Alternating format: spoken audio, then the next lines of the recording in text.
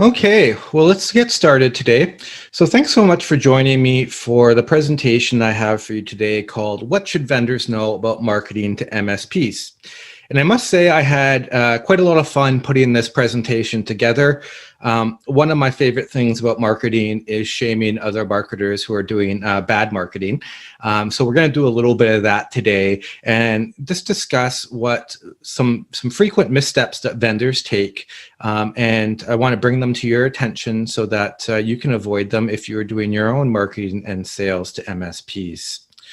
So before we really get into the presentation today, I just wanted to give you a little bit of an overview of myself and of my employer, eBridge Marketing Solutions. So my name is Devin Rose. I'm the VP of Digital Marketing for eBridge. We're a boutique marketing agency. We specialize in working with IT service providers like MSPs and vendors and other IT service firms. We're located in beautiful Vancouver, Canada. Established in 2001, so we've been doing this for over 20 years. And we offer a full range of marketing services.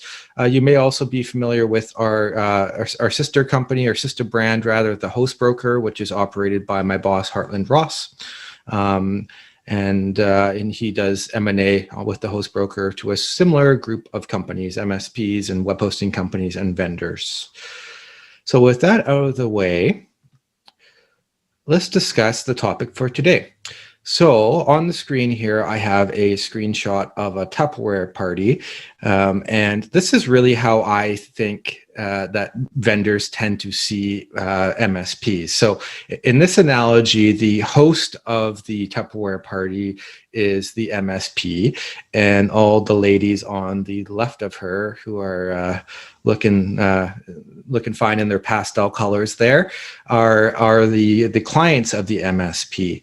And I want to show this slide because I do think sometimes vendors view marketing to MSPs as a little bit of an oversimplified process. But like it's just a matter of finding these Tupperware party hosts, sending them a couple brochures, offering them a contract, and then you're going to have Tupperware parties for your products and services. It's not that easy. It's very easy to conceptualize how channel marketing and marketing through MSPs allows you to achieve a greater reach rather than just selling to one individual end user. You sell to the Tupperware host so she can then sell on to her network. It's very much the same as MSPs and vendors, that sort of a relationship. But the thing I wanted to highlight on this slide is that it is not as simple as a Tupperware party. MSPs are a complicated group to market to. So let's start getting into the different tips I want to leave you with today. And there are 5 main tips I want to leave you with today. The first is when you're doing marketing or sales to MSPs, you must avoid high pressure sales tactics and marketing tactics. I once heard that MSPs are allergic to marketing. I think that is quite a wise way to look at it, and they are particularly allergic to high pressure techniques. So when it comes to reaching out to MSPs, here are some do's and don'ts. On the don't side of the aisle there, don't do a full court press with multiple channels. So, don't be reaching out with every variety of that you can. Don't be, calling every day and emailing every day and messaging on different online portals. Keep it more reasonable. You don't want to be doing a full court press. Don't also expect a quick sale. We'll touch on this a little bit further in the presentation, but MSPs have a longer sales cycle. It's a more complicated sales cycle. And if you're pressuring them to try to turn over a quick sale, it's going to backfire for you. They don't like that sort of pressure. Don't sell in online communities. So, obviously some sales is needed when you're doing online advertising in online communities. But if you're participating in online communities, the focus shouldn't be on selling. It needs to be on adding value. If you are focused on selling in online communities, you're just going to get ignored by MSPs. They are inundated with messaging from vendors all the time. It's the last thing they want to see when they're interacting with their peers in these online communities as well. And also, don't give the MSP a reason to gossip about you. This is something that I've learned about MSPs and caught on to, is they gossip a lot amongst each other. It's a very tight-knit community, MSPs. And if you rub one the wrong way, you can almost be guaranteed that other MSPs are going to find out about it. So you don't want to be on the wrong side of that. Then on the in terms of do's, do take a nurturing approach. So this is reflective of a longer sales cycle. For a longer sales cycle, you want to take a nurturing approach, and also not be as high pressure during that. While you're nurturing and while you're doing things like sending emails, nurturing emails, and you want to be focusing on adding value, explaining the product and the benefits of it, the technical specifications. You can drip all that out through a nurturing campaign, and it will ultimately achieve better results for you than if you were to try to go for that sort of a full court press. Another thing is answering questions quickly and thoroughly.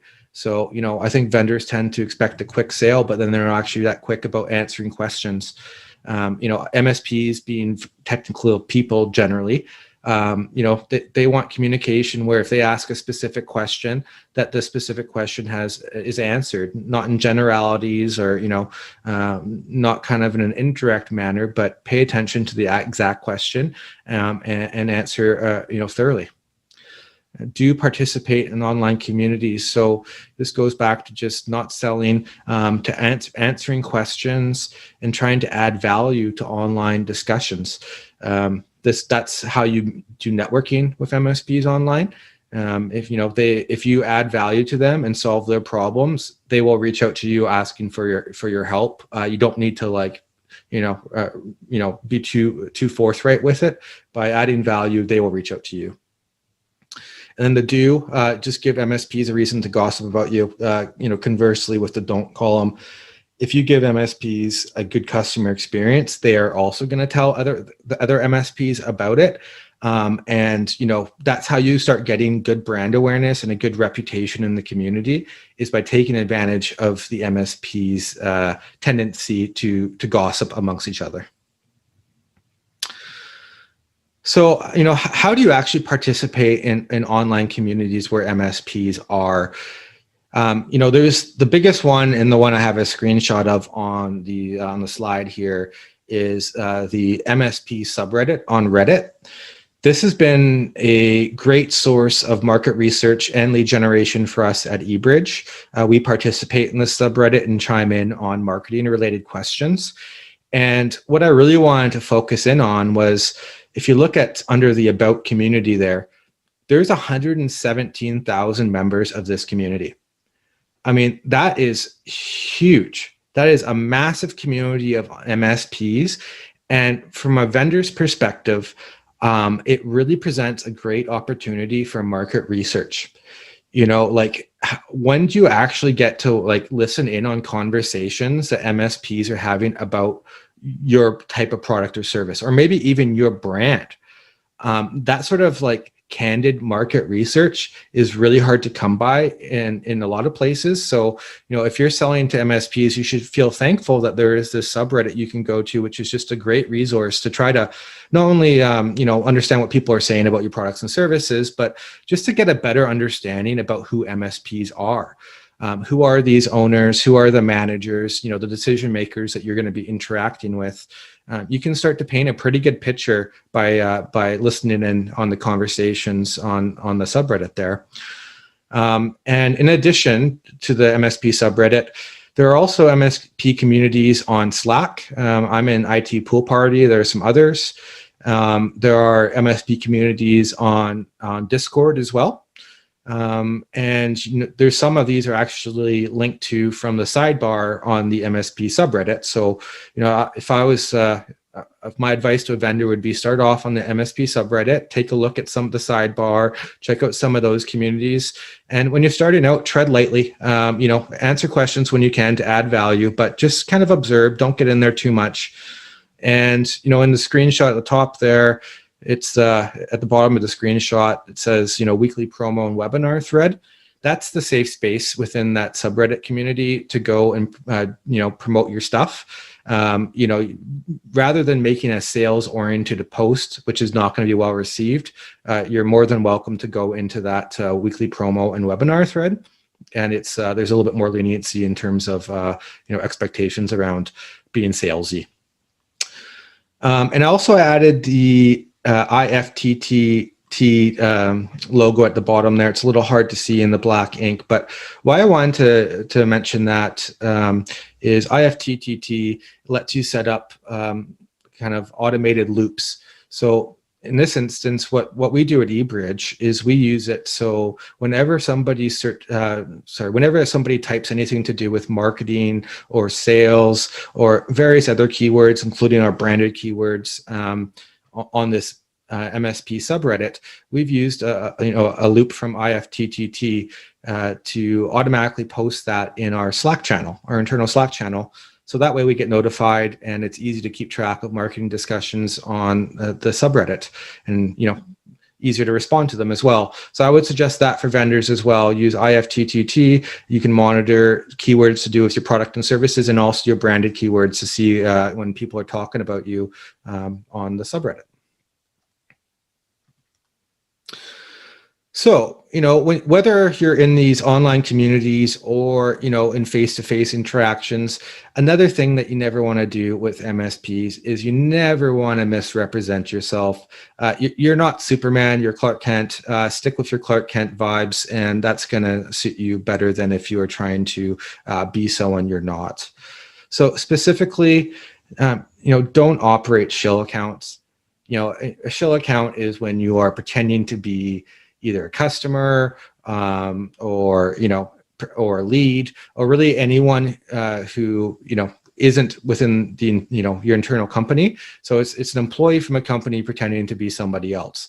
MSPs, when it comes to sniffing out these shill accounts, they're like pigs and truffles. I mean, they just get on it. It is unbelievable. If you shill, you're gonna get caught. It's MSPs are just unbelievable at picking this up. So don't bother with that. It's not going to do you any favors. Also, don't create fake reviews. Those are so transparent these days. And again, people can just, it's easy to tell when there's fake reviews because they all have some sort of commonality, whether it's the date they were added is clustered to maybe a couple days, or the positive words that are used in the review are similar review to review. Like, these things are so easy to find. You want fake review. You want to have testimonials, and you want to have reviews and things like that for social proof. But if you fake it, it's just going to backfire. Similarly, if you're buying fans or followers on your social media channels, I was talking to one MSP who was paying to get additional views on their YouTube account. And, it just doesn't really have any benefit. Like, if you have a managed service provider video that has like 100,000 views on YouTube, it looks suspicious because, no other views in this community, no other videos in this community get that many views. It's very uncommon. And just generally, just don't lie. I would sum it all up as saying, don't lie, just be forthright. And then in terms of the do's, use your real name online. You'll see in some of the screenshots I have from the MSP subreddit today that I go by my real name on there. I even sign off on posts using my real last name, because I want to, I want to represent who I actually am, even in online communities. I don't want to hide behind a username. And I also want people to be able to look me up on things like LinkedIn and see, oh, this is a real person. Another do is to have video testimonials from other MSPs. This would be really great social proof. For them to describe the type of relationship that they've developed with you as a vendor, and kind of, how that's felt and the results that have come from it. All that can be communicated quite credibly through video testimonials, more so than a lot of other methods. Another do, and this is a big one, acknowledge if you're not technically inclined. If you're selling and doing marketing to people who are technically inclined, there's no point in trying to pretend like you're something you're not. And this is one I've heard from MSPs myself, is complaints about, salespeople who are kind of overrepresent how, how technically inclined they are, to try to be like more smooth and act like they're more of a source of knowledge, I suppose. I've experienced this myself too, where like we've done email marketing campaigns and, helping MSPs with those. And there's some setup required, some technical setup. And I mean, I don't understand how email works. The MSP understands it better than I do. So even though I'm the one who's supposed to be, telling the instructions about how to set up your email, I'll usually just make a joke about it and call myself a Luddite or something like that. And, just acknowledge that, technical ability is not my strong suit. And, MSPs never have a problem with that. So that's what I would recommend the vendors do too. It's okay if you don't know the answer. It's okay if you have to go ask a more technical member on your team. Just tell the MSP you'll get back to them with the answer, and try to transcribe the MSP's question as verbatim as you can, so you're not getting anything lost in translation. And then another do is just set clear expectations for deliverables and timelines. Like, don't misrepresent how quickly you can get things done. It's important to remember that MSPs are really busy people. They could be, you could be out on a job, at a client site. You could be in the office. They could be doing sales and marketing themselves. There's just a lot going on. So, recognizing that, you want to be reliable and make it easy for them in terms of, having consistent deliverables and timelines for them. So let's take a look at an example of how to misrepresent yourself and how this went for this particular company. This is an example from literally 2 days ago, or maybe 3 days ago. 3 days ago, I saw it and I thought it would be quite timely to include in today's presentation. So I don't know how easy that is to read on the screen for you there, so I'll just quickly read it. It says, it's a post from a guy named Alex the Nutman, and he says, looking for referral for SharpSpring. We are looking into using SharpSpring for sales and marketing and are wanting to hear from some MSPs who used it and what their experiences were with it, so share with our CEO. Thank you in advance. It's hard to read that as the English isn't very good, some grammatical mistakes there, but that's not uncommon from Reddit, and this sort of a post wouldn't be uncommon on the MSP subreddit. But then look at the top, the comment there from at the bottom. It says, looks familiar, and it links to another Reddit link, and it says, must be a rough sales month for you. Okay, so let's click through to this other link, and sure enough, it says, it's a post from a year ago, identical title from a different guy. The new guy, the old guy was called Tiny.16. The new one is Alex the Nutman. And let's read it. We are looking into using SharpSpring for sales and marketing and are wanting to hear from some MSPs who have used it and what their experiences were with it. So share with our CEO rather. Thank you in advance. So it's the same grammatical mistakes, almost the exact same post, a year apart, and from different accounts. So this is so obviously a shill from SharpSpring, going in and trying to do some SEO or just trying to get some discussion going about SharpSpring. And what I thought was so funny, I was laughing so hard because you can see the Nutman posted it, and then within half an hour, that guy figured out that it was identical to a thread from a year prior. This is how good MSPs are at fishing out the shills. I could not believe how quickly this guy got exposed for being a shill. And it was from a year ago. It's like a remarkable memory to know that, and I would also just say that I almost feel a little bit bad for SharpSpring here. I've had conversations with SharpSpring. They're a marketing automation tool, and they compete with HubSpot. And I actually have had good discussions with them. And from my perspective, although I haven't used their product, it does seem like a good product. So I don't want to say too many bad things about SharpSpring, but this is definitely not a good look for them. And if they want to make good inroads into the MSP community, this is not the way to do it. So I wanted to share that example with you guys today. So the second tip I want to emphasize for vendors is to respect MSP's client relationships. You should know your role in this in a channel marketing arrangement. Your role is to interact with the MSP, and when it comes to the MSP's clients, you should shut your mouth. So that's why I have the rock there. Is know your role and shut your mouth. Respect the MSP's clients' relationships. So, in terms of don't, I underline this one, and it's amazing I even need to say this, but like, don't sell to your channel partners' clients directly. That's the entire point that they're doing business with you is to sell your services to their clients. And if you go around that sacred relationship, I mean, it's just the best way to get them to gossip about you. It is the cardinal sin with MSPs to go around the MSP and to not respect that relationship they have with their client. I didn't even bother putting in any other points under don't, just because that one is the point with a bullet.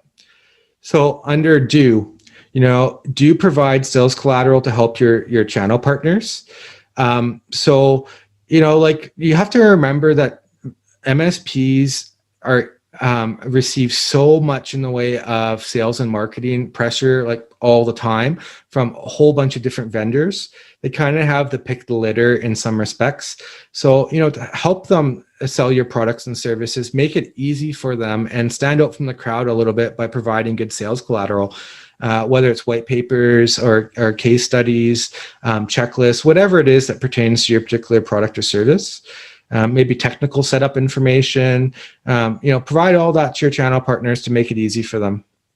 And that way it respects the client / MSP relationship as well. You're helping the MSP to garner that relationship with their client. You're not reaching out to the end user directly. Also provide co-op and MDF funds. A lot of MSPs don't have large marketing budgets. So, if you are really interested in making a bit of a buzz and getting seen by the MSP's end users, then offering them some funding for marketing programs is a good way to do that, and certainly appreciated from the MSPs I've talked to. I guess one note on that is sometimes the funds that are offered to MSPs come with a lot of restrictions, and understandably so. As a vendor, you don't want to be just giving out money willy-nilly, but the extent to which there's restrictions on them also makes it harder for the MSP to capitalize on it. So a little bit of a balancing act there to be aware of. And also participating in your channel partners' webinars and other promotions. I mean, co-branded webinars, again, it's a great way to respect the relationship that the MSP has with their clients, because you're working with them and you're doing marketing with them to their client. But because you're doing it in conjunction with them, you have, you maintain that sacred relationship, and you're not bypassing it to market directly. So how not to respect MSPs, clients' relationships. So this is another thread from MSP subreddit, and this is among the most discussed and most upvoted of the threads ever in that subreddit. It's right up there with like the big ransomware attacks and stuff like that. And this is to do with Microsoft, who told an MSP that they are reaching out to the MSP's end users directly to sell cloud services. And I won't read the whole thing, but because the gist is they reached out directly. But just look how much attention this got. It got 3 awards on Reddit, which is a good indication of how much people care about it. 339 upvotes, which is a lot, and 255 comments. Microsoft obviously is a big company. They will weather the storm okay. But for other vendors, maybe if you're trying to make inroads, this would be the end of your MSP campaigns. Like, you wouldn't be able to do channel marketing if you started off with on a foot like this. This could be the death of the entire tactic. So you don't want to be gossiped about to this extent online. It's just a really bad look, and it will happen, no doubt about it. So the next tip here is to use proper channels to reach out. And we touched on this a little bit already in terms of avoiding the full court press, but to get into a little bit more detail, the The don't is you don't want to file a support ticket. I can't believe I have to say this one as well.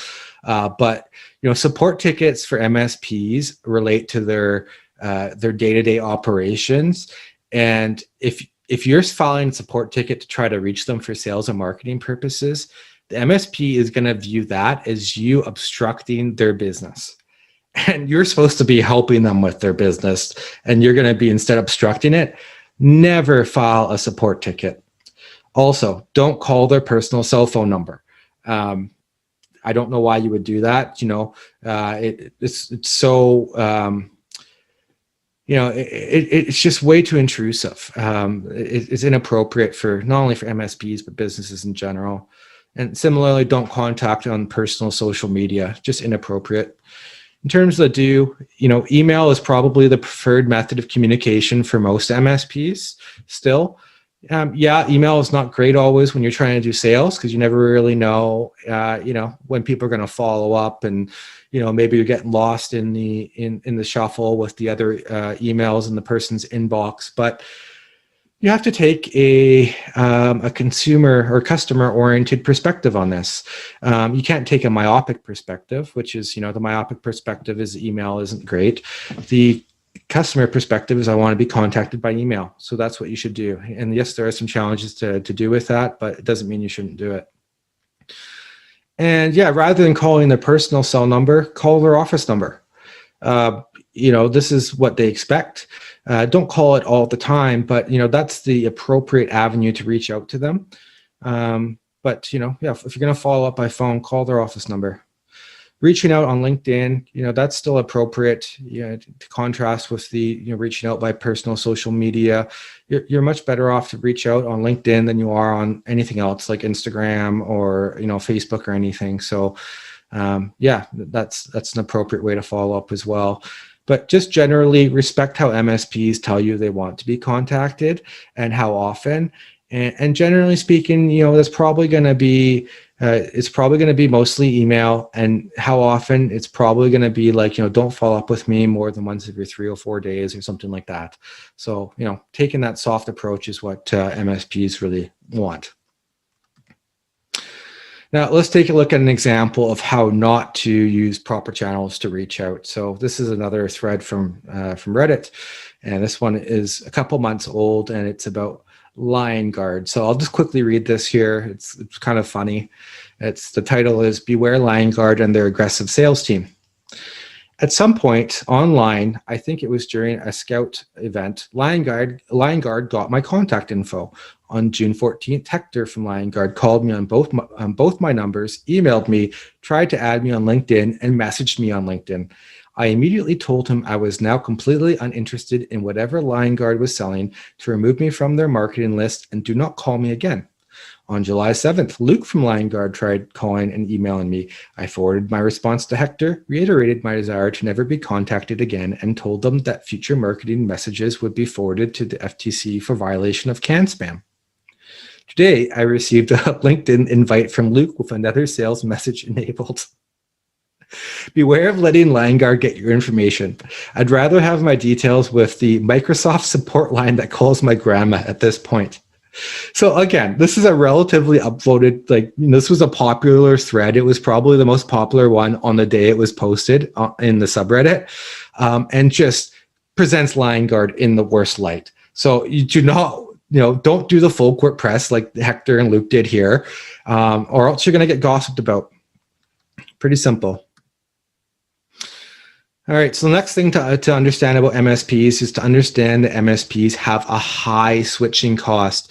And I'm not talking just about the literal switches that, they might have operated more in the past in terms of, having servers and stuff on premise. I did like that photo in the background there of all those switches, but I'm not only talking about that, but I'm talking about the other switching costs to do with the processes for actually running their business. And I don't think vendors always have an appreciation for that. So don't expect MSPs to move quickly. In my own experience selling marketing to MSPs, like the sales cycle can be anywhere from about a month all the way up to like maybe 6 to 8 months. Like it is quite a long sales cycle. It takes MSPs quite a long time to make the decision to move or to adopt new service providers. Also, don't overstate ease of migration or adoption. It seems like ease of migration is almost like a buzzword for a lot of vendors, but the reality is that MSPs, it's not easy for them to migrate to new products and services. It requires them developing new processes, formalizing those processes into procedural documents, training new employees, and really like changing the way the business operates. It's not just at like a high level. It's right at like the kind of the fundamental day-to-day of the business changes when they adopt new products or services. So don't overstate that. Reality is that the migration or adoption of your products or services is going to be more complicated for the MSP than you probably imagine. Another don't is to procrastinate to a phone call. So what I mean by this is if an MSP asks you a question, try to answer the question by reciprocating by email. Don't say to him or her, say like, I'll get back to you, or can we have a phone call next week and we can discuss this. Like, don't try to procrastinate it to like a later phone call, because that just gets interpreted as kind of a sleazy sales tactic. And that's one that I know the MSPs really don't like. In terms of the do's, do anticipate a longer sales cycle and nurture those leads because of all the switching costs. We've talked about. It is important to anticipate a longer sales cycle, and with a longer sales cycle, you want to be nurturing leads, or else you're going to lose leads. Do address concerns about products and services replacing employees. So, a stereotypical example of this would be with the adoption of cloud services. It renders some roles within an MSP obsolete to a degree. You don't have to have people monitoring and maintaining servers and fixing the actual racks and things like that. So, adopting cloud kind of made that role within the MSP a little bit redundant. Addressing those concerns is going to do you well, because some of the people who might be made redundant might be involved in the decision-making process as well in terms of purchasing. So, by addressing those concerns and focusing on things like how you can retrain, or how people with the existing skill set could, learn your product or service helps to ease those concerns. And also just making good information easy to obtain. We talked a little bit about providing good sales collateral, and that ties in here as well, but also having a website that's logically laid out. One thing in particular that MSPs don't like is when pricing information is hard to find.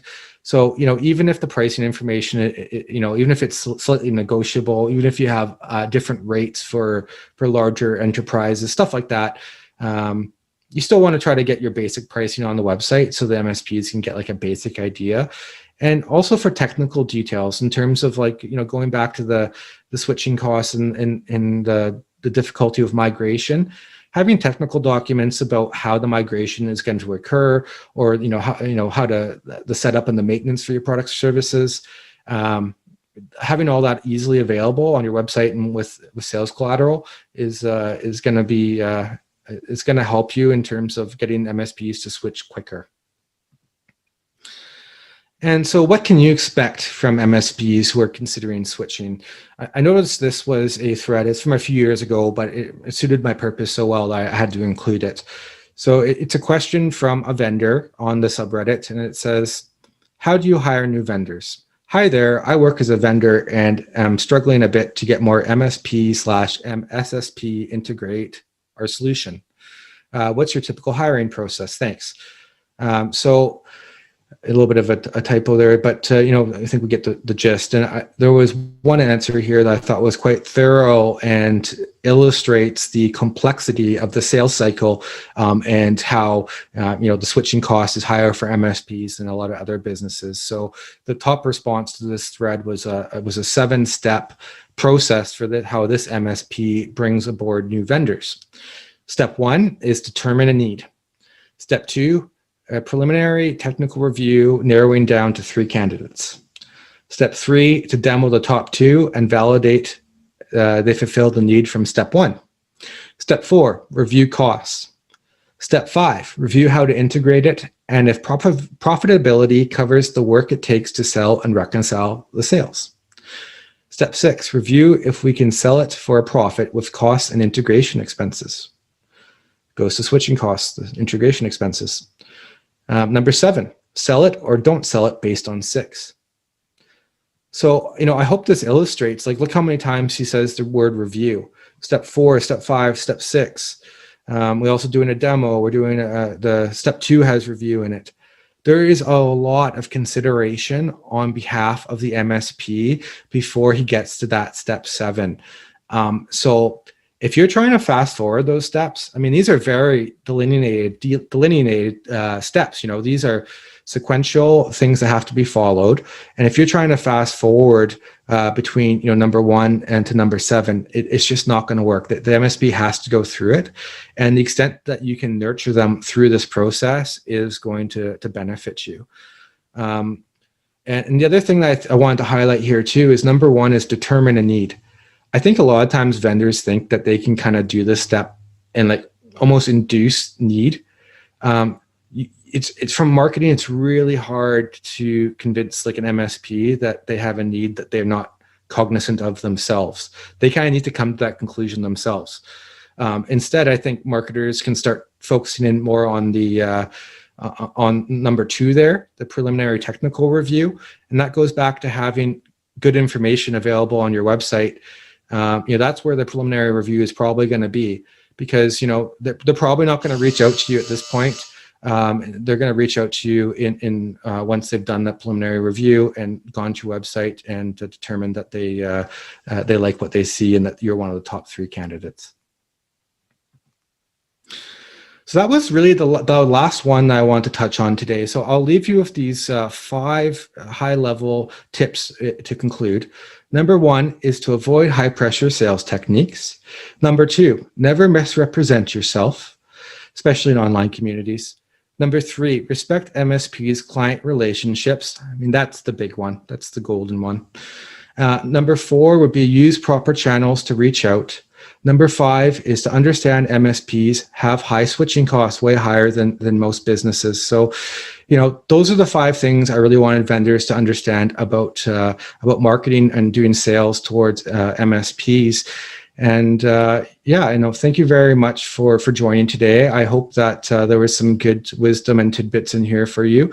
And if you have any questions, you can feel free to reach out to me. My contact information is on the slide there, both phone and email. Feel free to reach out. I'd be happy to discuss further with you about how you could utilize MSPs as part of your channel marketing efforts and how to strategize so that you get off to the right start and get them gossiping about you in the appropriate way. So thanks so much for joining us today, and I look forward to speaking to you in the future.